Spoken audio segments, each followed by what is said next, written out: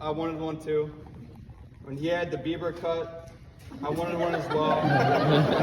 And as I stand here today looking at you now, I can say nothing has changed. I still want to be like you. And, sorry. I can say nothing has changed, but I want everybody to know that this lifestyle led us to become very competitive in life, whether that be in sports, video games, or other hobbies. So competitive, one of us at the end of the day would either have a shiner. You can ask my father about his wedding pictures, how I looked in them.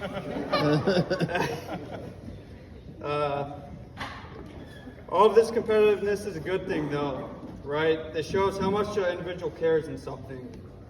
So even though you would tell me otherwise way back when, I always knew you loved me, and I loved you. Sorry, I'm getting choked up. Love. Speaking of love, I would love to tell everybody in the room how our two special lovebirds met. Devon and Hayley met at a very romantic restaurant, as many as you know, called Chipotle. As they were co-workers there, they sparked an interest in one another. In a few months to come, Devon finally built enough courage to ask her on a date. As they got in the car after an exhausting shift, Devon took her to North Canton's favorite romantic getaway, Sheetz gas station. Along the way, it seemed Hayley was so nervous, she started to expel some flatulence. Worried Devon might smell them, she looked at Devon and yelled to him, "I'm going to pour it out the window."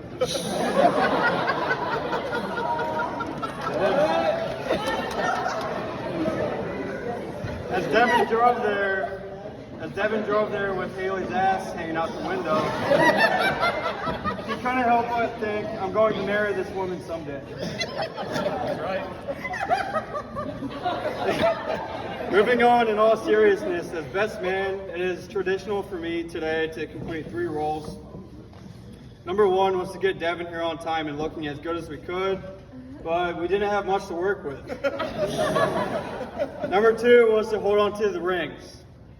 And number 3, and finally my last duty, was to make sure all goes smoothly. I'm sure he'll tell me after how I did after my speech.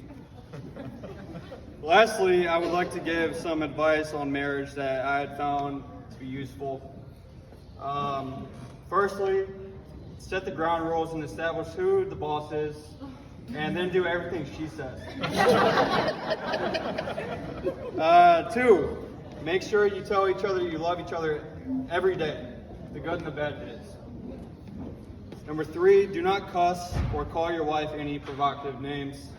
She will remember the day and time you did this for years to come. 4, make sure you kill all the bugs in the house. I can't tell you how many times I would get the look from my wife after I got just done beating a spider's ass. And 5, lastly, remember the saying, it isn't happy wife, happy life. It's happy spouse, happy house. A marriage isn't about what you get and give out of it. It's a partnership with how you can serve each other every day. Ladies and gentlemen, please raise your glasses for the groom and bride. Let's give them a big welcome and cheers. Cheers. Cheers.